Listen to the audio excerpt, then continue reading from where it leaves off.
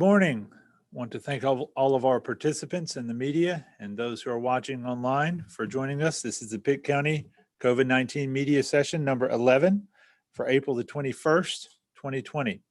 We have some opening remarks from Dr. Silvernail, and then we'll have some remarks prepared from our other community partners who are also attending virtually, and then we'll open the floor for question and answer session. So we'll get started with remarks from Dr. Silvernail.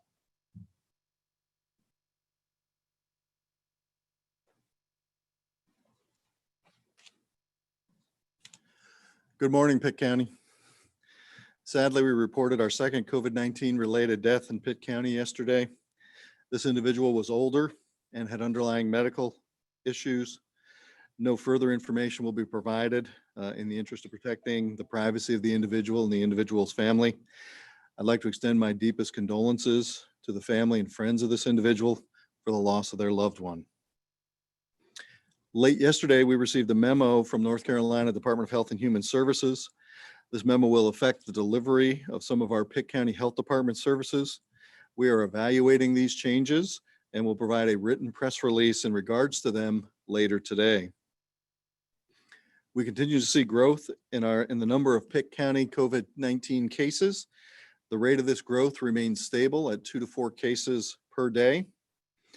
Overall, I remain cautiously optimistic about our situation, but I do not believe we have reached our peak yet.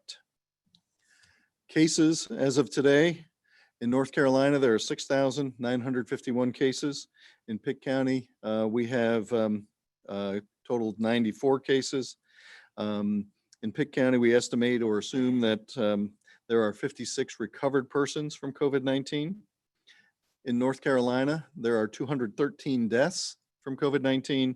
In Pitt County, we've had 2 deaths from COVID-19. An update on the testing numbers. At this time, we are aware of 647 individuals who have been tested. 94 of those individuals have tested positive. That represents about 14.5% of testing at this time. Negative results, we have 553, which represents 85.5% of testing at this time. The number of positive tests returning seems to be trending down over the last few days. This time we were aware of 70 pending tests. To move on to some other public health issues, family planning. Family planning services are still being provided at Pitt County Health Department. Please contact us if you are in need of these services. On a single day recently, we had 18 pregnancy tests in our clinic. And I'm going to look over at Dr. Waldron and smile because I know he's going to have a baby boom in his institution in about 9 months. WIC and nutrition services, I've spoken about that before. Many of those programs are now offered virtually. Our diabetes education and diabetes prevention services are now being provided virtually as well. Please contact us if you need those services or are enrolled on those services and need to get on them virtually. Our Pitt County Health Department call center remains open. Our dedicated call center is open and available Monday through Friday from 8 a.m. to 5 p.m. The call center and any other Pitt County Health Department service can be reached through our main number at 252-902-2300.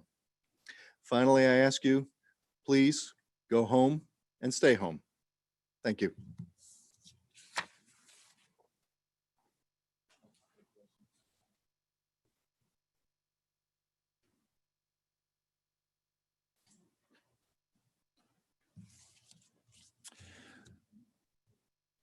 We do have Dr. Waldron here from Vidant if there are any questions to be had for him later on, but we're going to open the floor now for any other prepared statements that may be. I'm going to go through the list of our community partners that are on the line right now, and we'll give each one of them an opportunity if they have something to add as far as a prepared statement. But we're going to start with the city of Greenville. I believe Brock Letchworth, the PO for the city of Greenville, is on the call. Brock, do you have anything that you have prepared comments? We have no prepared comments, Mike. Thank you. Moving along, Pitt County Schools, I believe Jennifer Johnson, Public Information Officer for the schools. Do you have anything? No, we do not. Thank you. Okay. Going down the list, Pitt Community College, Rick Owens. We're good. We don't have anything. Okay. And then Greenville Utilities, Steve Holly. Anything to add? All right, I'll take that as nothing to add at this moment. Okay, opening the floor back up to media. We'll bring up Dr. Silvernail first. And as he's coming up, we'll go in the order of the media in which they called in. We'll start with WNCT, then we'll have the Daily Reflector, WITN, and WCTI. So Ariana Kraft with WNCT, if you could go ahead and start your questions as Dr. Silvernail is coming up. Good morning, Dr. Silvernail. I have a quick question. When it comes to any guidance or update on reopening locally, what are your thoughts right now? Well, I think, this Thursday, we're about 2.5 incubation cycles since the first case was identified here in Pitt County. I think we probably need to get through at least 3 incubation cycles before we think about opening up, maybe longer. That really is a decision that would be made by our political leadership. Obviously, we'll have some input in that.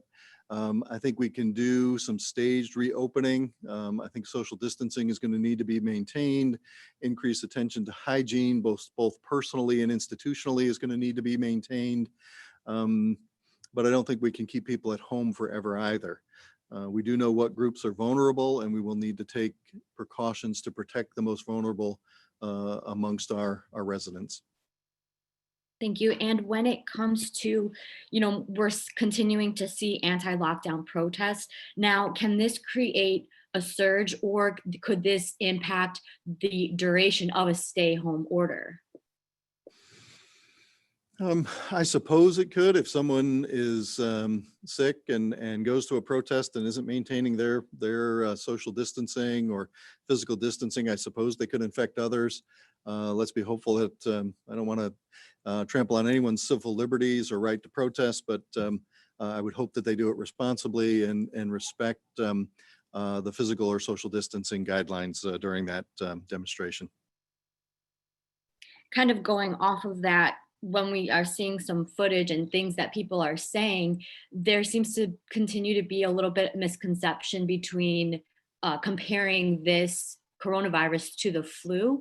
And in numbers, we're hearing, well, people are dying from the flu, or, the number of cases with testing capabilities. So can you talk a little bit about that discrepancy right there? Yeah, for this flu season, the CDC estimates that there were around 18,000 deaths across the country for influenza. About 125 of those were children. For COVID-19, I looked this morning, I think we're at about 45,000 deaths across the US, and no children. I think last time I looked, at least at the state data, there was no one under the age of 25 who had died in North Carolina. So we've accumulated many more deaths, more than double the deaths of influenza in about 4 months, as we do over the flu season, which starts in the fall and generally runs through the end of March officially, although that record-keeping season has been extended this year. Thank you very much. You're welcome.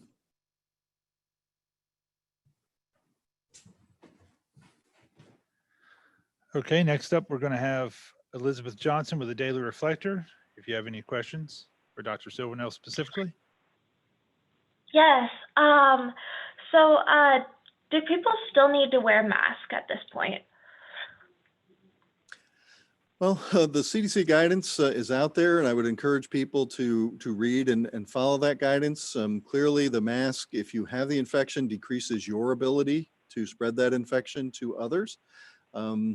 As a person walking around, it may or may not offer you protection from the infection, but it certainly does decrease transmission if you have it. So we would encourage people in those settings. Certainly, if you have to be within the 6-foot distance of someone for a prolonged period of time, it's appropriate to wear a mask. I would not make that a hard and fast rule that somebody could be ticketed for or arrested for, but I think the CDC guideline is out there and should be adhered to. Okay. And can you and Vida also respond to Commissioner Colson's remarks made last night about reopening? Commissioner Colson made several remarks about reopening. Did you have a specific one? The one he made about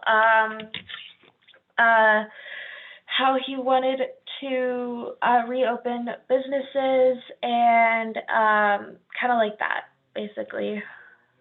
Okay. Well, I think certainly at some point we do have to reopen and get back to work. Our main concern with doing this was to hopefully lessen the number of deaths with the infection, but more importantly, to make sure that healthcare supply and demand were matched so that we didn't have more people needing healthcare across Eastern North Carolina and here in Pitt County than there was healthcare care available for. I don't think we're quite at our peak yet. I'll let Dr. Waldron comment on his models and where they think they are from the Vidant system standpoint. But I think we still probably have a little bit of a rise to go in our cases. I think we'll be able to ride this out without having to make some of those horrible decisions that were made in other places.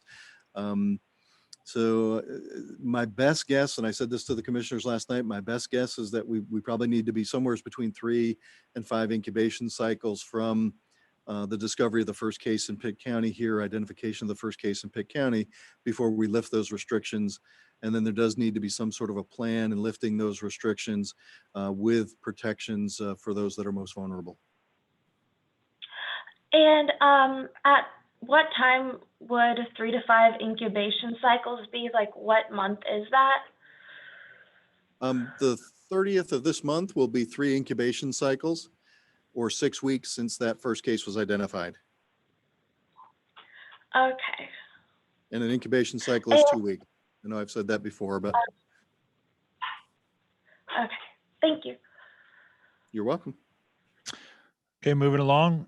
Next up is WITN, Clayton Bauman. If you are still on, any questions for Dr. Silvernail? Hey, Dr. Silvernail. Back to the protests. They're going on right now in Raleigh. People clearly not exercising social distance. Being a public health director, is it frustrating for you? Do you feel like we're not making enough headway with respect to the public really understanding the gravity of this? You know, Clayton, for the most part, I think the public has gotten this. I think they have adhered to our guidelines. Yeah, there've been some exceptions, and we've talked about the big box stores issue before. There's always a balance in public health between civil liberties and the public health, and I'm here as a so-called expert to help provide some science behind decisions for our leaders, but ultimately those decisions belong to our political leaders. Again, I would encourage folks to protest responsibly. It's a First Amendment right. I haven't watched them on TV. I've been busy doing other things, so I haven't looked at the protests. So I'll take your word for it that if they're not appropriately spaced, I get that. Sometimes they herd protesters into confined areas. I don't know if they've done that to try to limit the spread of where the protest is. But obviously that should be taken into consideration so as to not become part of the problem.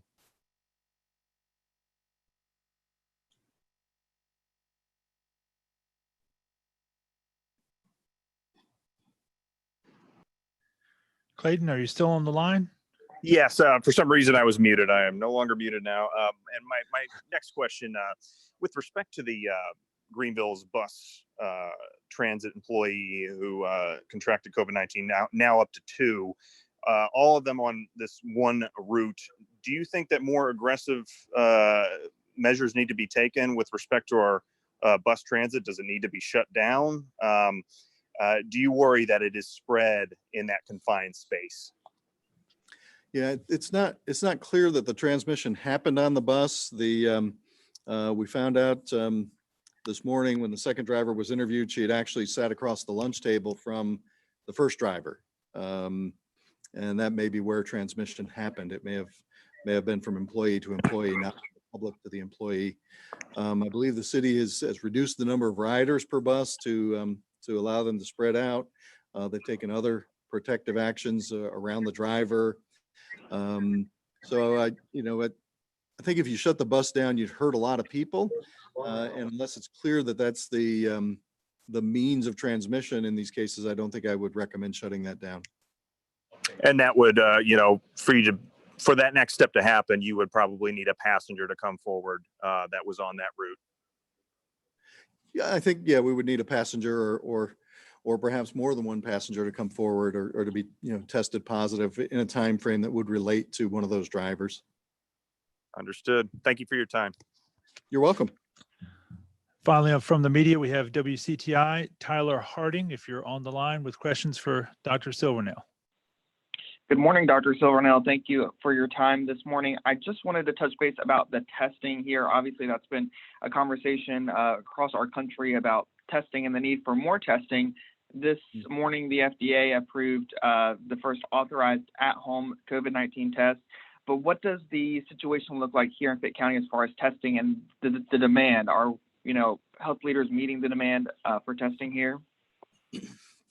I think so, Tyler. Again, the three largest practices, group practices here in Pitt County are all offering COVID care and testing. All of those have at least one drive-up location. At least two urgent cares that we're aware of are providing testing, and that's available to anyone that uses those urgent cares. And several of the smaller, more independent medical practices are caring for their own patients and can offer testing. Testing is available at the big commercial labs, at a number of smaller commercial labs. It's also available through the state health department. And Vidant has their rapid platform up and running and is using that for folks in the emergency department. And as that capacity grows, I'll let Dr. Waldron speak to that may be extended to other community partners as well. So I think if you're sick and you need to be tested, you can be tested. The turnaround time at the large commercial labs has improved. Although again, if we rush and send them a glut of testing, there will be a backlog again, I fear. And so generally for the testing, that turnaround time, would you say has that decreased from the several days, or is there still more of people have to wait 6-7 days for getting those test results from the state or private labs? Yeah, I think the state lab, Tyler, we're still about 48 hours or so from a test submitted to them. The commercial labs, I think we're probably in the 2 to 5 day range on most of those now. The time frame has improved with them. Surprisingly, some of the smaller labs, probably because they weren't seeing the volume that the two large labs were turning samples around quicker than the bigger labs for a period of time. Again, I think that's probably volume based in their system. Okay, and just to wrap things up, anything come across your desk as far as antibody testing here in Pitt County or here in Eastern North Carolina? Mm-hmm. We've been in talks with some state partners, some academic partners on doing a prevalence study here in Pitt County, which will involve surveys and then some sort of sampling. And whether that'll be blood sampling for antibodies or some sort of nasal swab for active infection is still under discussion. Some of that is about testing capacity and really the methodology. I know with the percentage of tests returning positive on the decrease, we may be better to move to more of a serosurveillance model than an active infection model to kind of look and see what the footprint of the disease, and what that footprint is in our community. Okay, thank you, Dr. Silvernail. I appreciate it. You're welcome. Thank you, Dr. Silvernail. Well done. Okay, have a great day, folks. Okay, before we move on to any of our other community partners that are on the line, we will open the floor for any questions that may be for Vidant Medical Center. I'm just going to go through the list of media right now to see if you have any questions for Dr. Waldron and Vidant. So starting with Ariana Kraft, WNCT, any questions for Vidant? Yes, please. Dr. Waldron?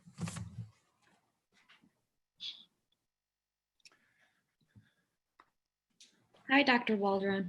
I was wondering, so how are workers at Vidant dealing with PPE right now? Are they having to share PPE, or what's the situation look like right now? Currently, we have at Vidant Health, we have the highest number of patients we've had to date at 45 patients across all of our 9 hospitals. Vidant Medical Center has the highest volume that they've seen. We're fortunate that all of the supply lines have been able to meet our capacity needs. And we've never had to share PPE. And so our supply lines are secure and right now meeting our needs. We're very fortunate, back to some of the discussion, that we've had rapid testing primarily for hospitalized patients, which has allowed us to conserve PPE and to protect our healthcare workers. And as we have been able to expand rapid testing, and now we're bringing serologic testing online, it gives us the capability of managing really all of that much more proactively. And so we're very fortunate with our partnership with ECU, Brody School of Medicine, to have the resources that a lot of organizations aren't, to be able to take care of our workers, our patients, and our communities more proactively. I will say that it's important we are seeing across the region and at Vidant Medical Center a decrease in emergency room visits. And we think that people are foregoing needed treatment. So I do encourage people that if they have an emergency or they have something that they're concerned about, they really need to come and be evaluated. We have safe environments and processes with the testing and PPE to make sure that that's done in a safe way. And I think from a public health perspective, there's a lot of concern nationally and locally that people may be foregoing care that they need that could be a problem from their health perspective in the future. Got it. And I want to go back to testing capabilities really quick. I know things have improved, but we still hear of people who are possibly having coronavirus and they're not getting tested because of their symptoms and the priority there. So when it comes to the discrepancy or the misunderstanding of people talking about the hype of the virus, but we still aren't sure exactly how many cases there are. Can you just give a little bit of your insight there on that? Well, I think that we don't know, and was mentioned earlier, to have the testing capacity and capability to understand and do prevalence studies is important. Now we have excess capacity for taking care of our patients, which has always been our number one priority, and excess capacity to make sure we're taking care of our doctors, nurses, and healthcare workers. And then now to extend the rapid testing into other environments that are potentially high risk or partners or where there's a need. So that work's evolving as that capacity becomes available and goes online. And we're fortunate this week to really have excess capacity. So that planning is going in to make sure that it's used at the highest need areas first. And so we're fortunate from that perspective. And then we have the capability this week to turn on significant antibody testing. There's a lot of confusion in the market about antibiotic testing. And so we wanted to make sure that we are bringing the FDA approved that's specific for COVID antibodies. And so we'll have excess capacity to do surveillance in our own organization and in some of our communities. And so we're happy to have that capacity also. Thank you. And one last question for you, kind of circling back to the protests. Now we were seeing, some of these protests causing roadblocks for healthcare workers getting to the hospital and things like that. So from your standpoint, at Vidant, what do you say to, these protesters that aren't following social distancing guidelines and then also impacting healthcare workers' ability to get to their job? Well, I would say first, anybody that's blocking healthcare workers to get to their jobs, it's hard for me to understand that because, people in healthcare come to work and put themselves in harm's way to take care of other people. And so there are people that need care, and healthcare workers are there to do that. So I think pitting, healthcare workers against others is not appropriate. It's a very, very difficult time for everyone, and hospitals included and healthcare workers included. Our economies are under severe duress, and hospitals and healthcare are not immune to those realities. And so I think we understand the need to have our economies come back online as quickly as possible. And frankly, our strategy and perspective working with state and local leaders has been to build the capacity that I described, to intervene and stop the wave from decimating us, which I'm so grateful for the community leadership and the actions we're taking, because now we're in a relatively steady state of rolling wave. And so we're not going to see that high peak that really that some communities saw. I don't believe we're going to see that. And so that's been very important to give us time to build testing capability and understanding so we can turn on our economies more quickly and more safely as we have the testing capability to know and intervene more quickly. And so this time period has given us the capability to build that infrastructure and to build that knowledge. And so my hope is that because of these proactive actions, that we're actually able to bring Eastern North Carolina's economy back online quicker because of the great collaboration. And I would just encourage Eastern North Carolina and Pitt County to continue what has been its heritage, which is to really collaborate, to work through difficult things, and to persevere and have a vibrant future for our citizens. And hopefully those kind of reactions don't come from Raleigh and permeate here into Pitt County. Great. Thank you so much for your time today. No problem. Next up, Daily Reflector.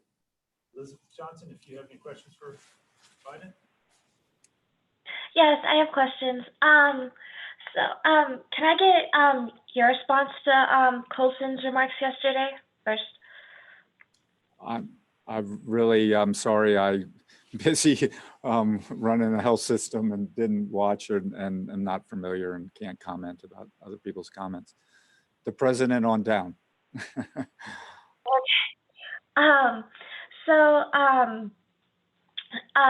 What Sylvania was saying earlier, so do you have the supplies available for when things do begin to reopen? That's a really global question. It's hard to predict the future. And when you say supplies, I'm assuming you're meaning PPE and other supplies.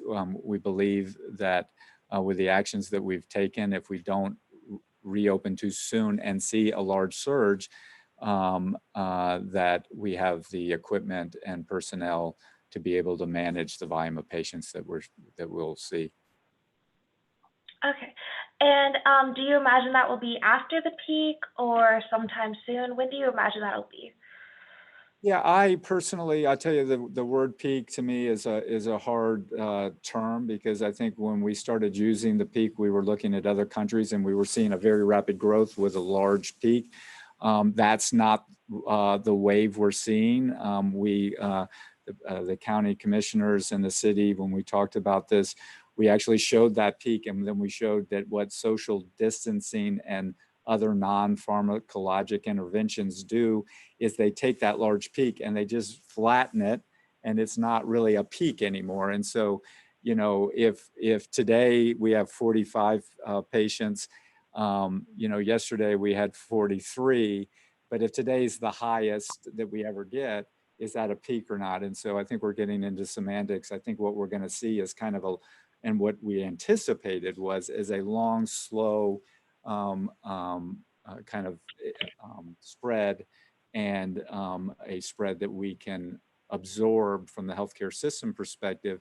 And that actually gives us the opportunity to open up the community and the economy quicker, because if you let that happen, the virus is spreading, and therefore less people can get it again.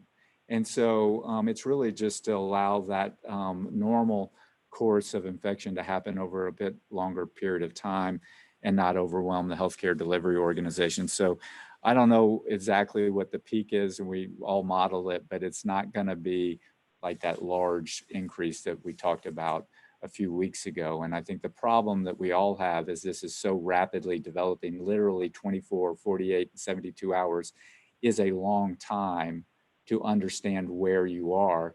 And so when you ask people like Dr. Silvernail or myself to predict, you know, a week or 2 weeks out, that's just, in COVID time, that's a really long time, and it's very hard to predict that far out.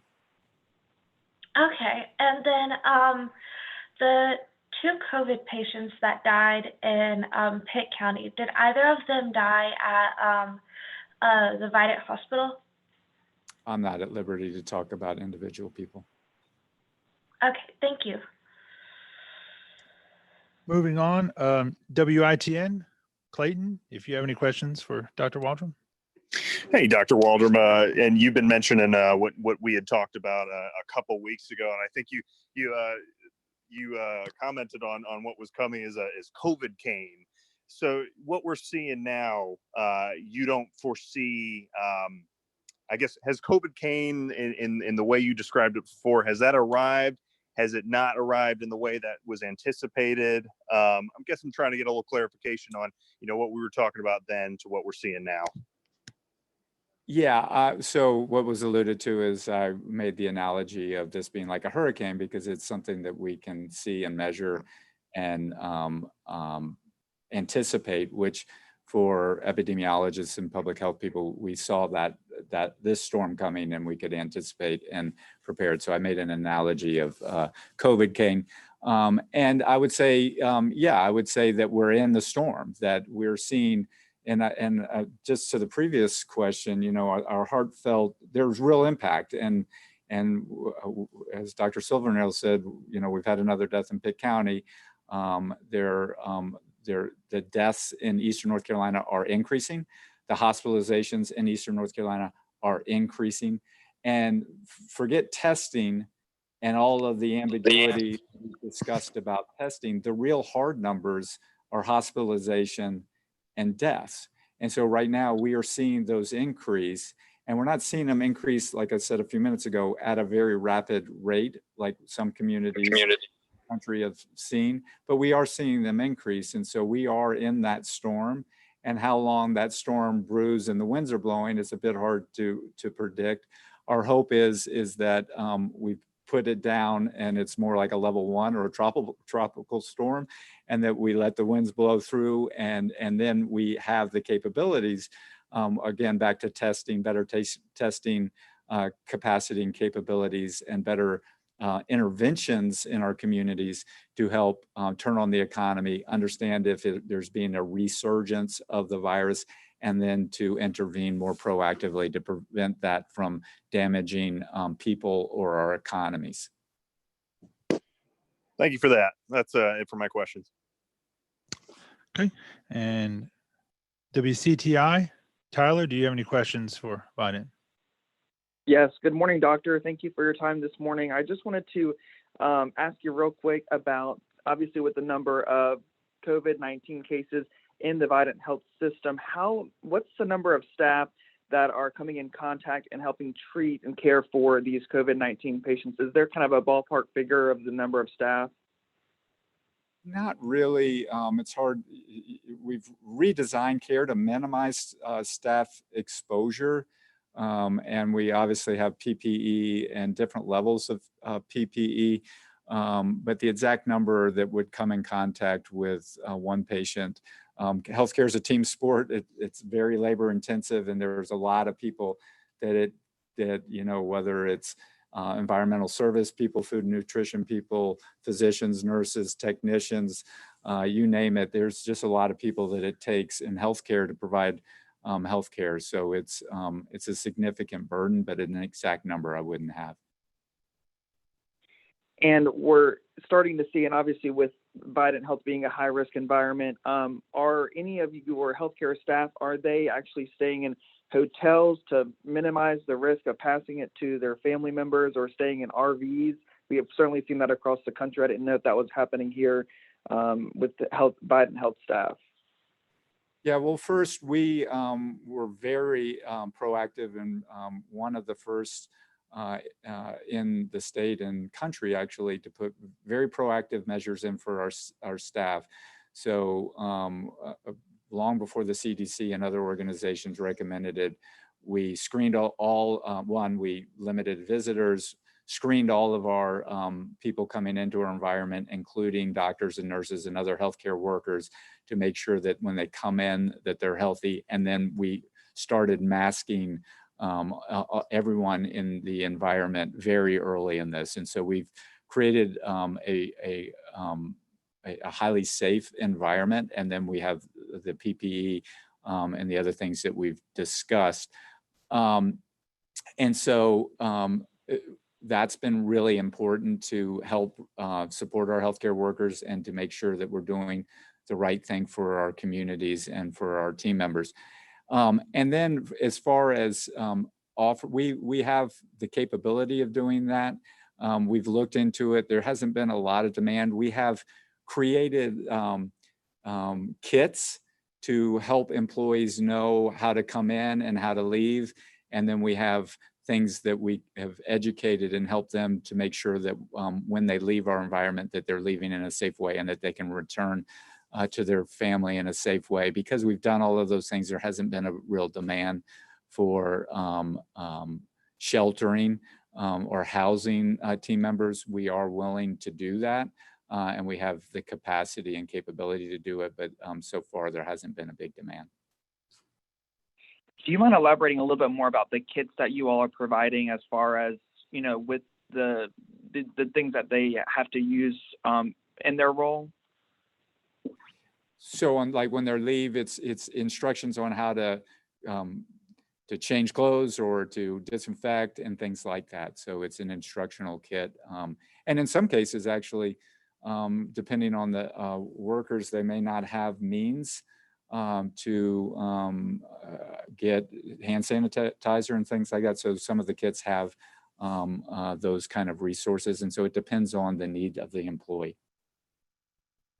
And then earlier in your comments mentioning about the antibody testing that you all are kind of bringing online now, what do you recommend for that? And who do you recommend for that? Is that people that have just recovered for that? Or is that anybody, since people can be asymptomatic with this virus?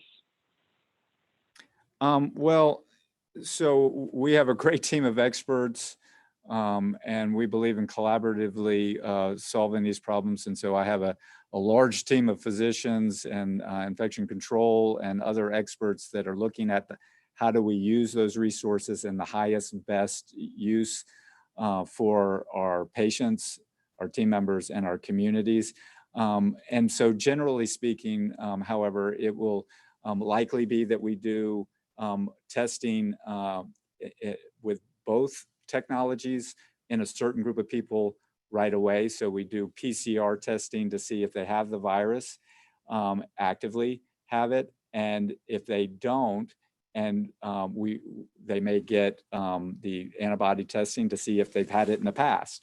And so they're working out the different pathways. And so it can get pretty complicated on the use of these tools and when it's appropriate to use what tool and in what sequence. And so if we have somebody, for instance, that we know had it, we may be testing them with the antibody tests so we can know that they have antibodies, for instance, so we can harvest those antibodies and potentially use them for patients' treatments in the future. So it gets really complex, but that gives you an idea of some of the complexity in the decision-making around the different tests. We do think that using some of that capacity to do prevalence studies for our communities, meaning our healthcare workers in our communities, is important. So we will be doing hundreds of people to see. We're the largest employer in all of our communities. And so understanding how our employees are doing from that perspective, we will be using some of that testing capability for that to understand the prevalence and just our team members. All right, definitely. And then to wrap things up, I know the governor announced last week the partnership with the medical universities, including the Brady School of Medicine.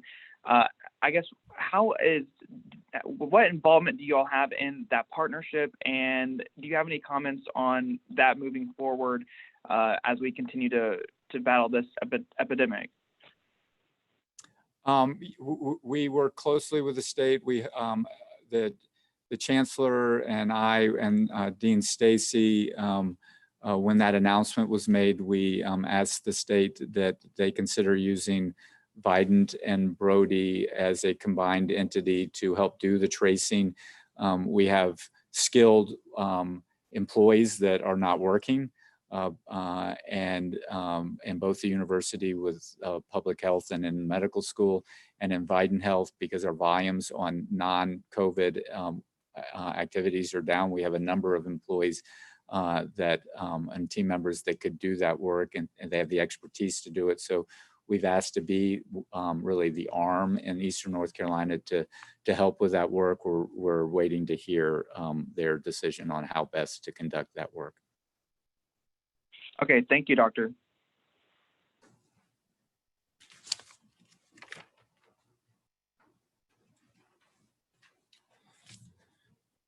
Okay, we're going to open the floor now for questions from any of our other community and municipal partners that have joined us on the line. I also want to share that we have county management as well as emergency management represented here in person.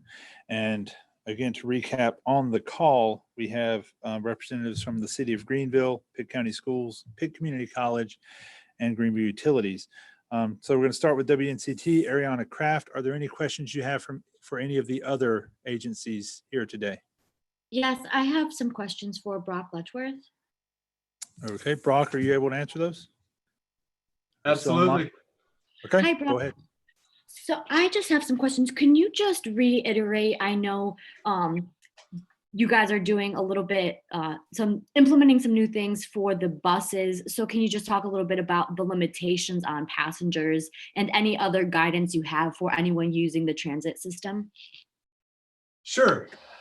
So as you mentioned, we've reduced the number of riders now to no more than 20 at a time on our buses, which our ridership is down about 50%, I'm told, at this time right now. The Route 6 that's been mentioned so far is probably our most utilized route because it accesses the medical facilities as well as supermarkets, grocery stores. But we have put the limitations on the number of riders at one time. We're also encouraging riders to wear a mask.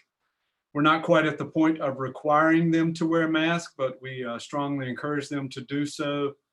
We're continuing to move forward with just 3 routes for right now. While that's something we are looking at and continuing to evaluate, and if any additional changes to the routes, like further reductions are needed, we may do that.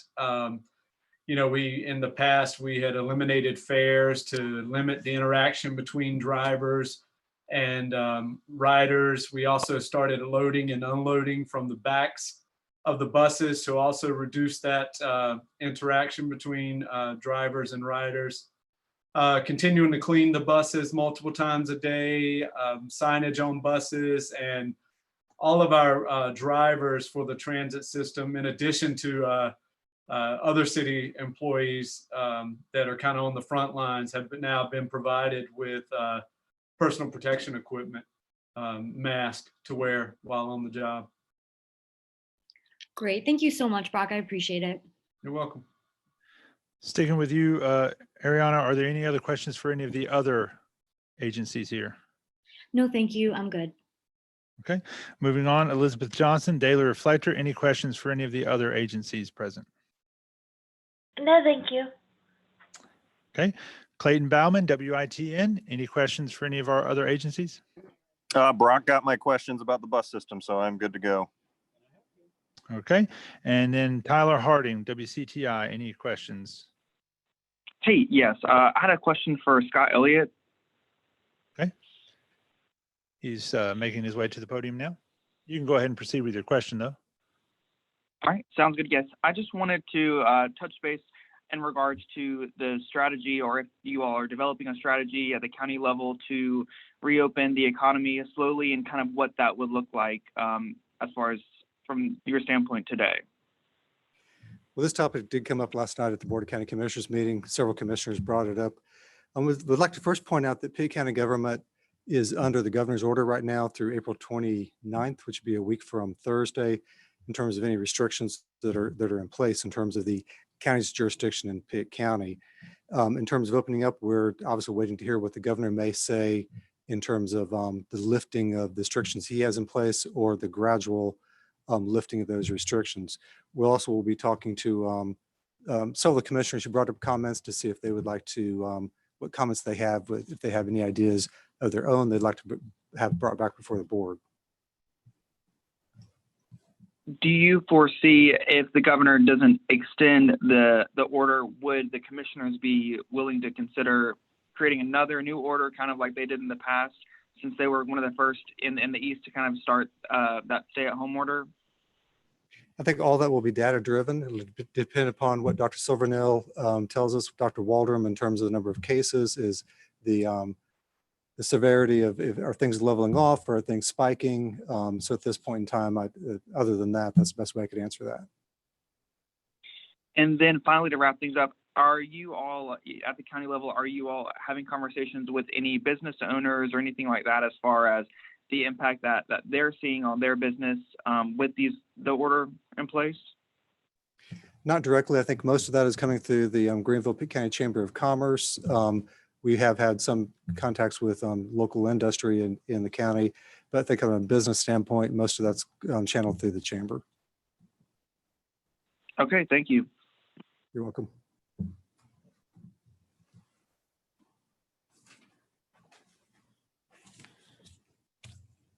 Okay, that concludes the question and answer, and that also wraps up this media session. I want to thank everyone for attending, and those who are viewing and putting in input online as well. Do keep in mind, if you had a question, if you're out there in the viewing audience and you had a question, you did not hear that answer today, you can also ask that question, or maybe get it answered by calling the hotline mentioned earlier, 252-902-2300, or you can visit our website at www.pittcountync.gov/COVID-info. There's an online form you can fill out for questions that you may have. Do want to encourage, as always, everyone to visit our website at pittcountync.gov/coronavirus, also available in Spanish. And thank you for attending. The next media session will be media session number 12, and that will be on Thursday. Thank you all for coming today.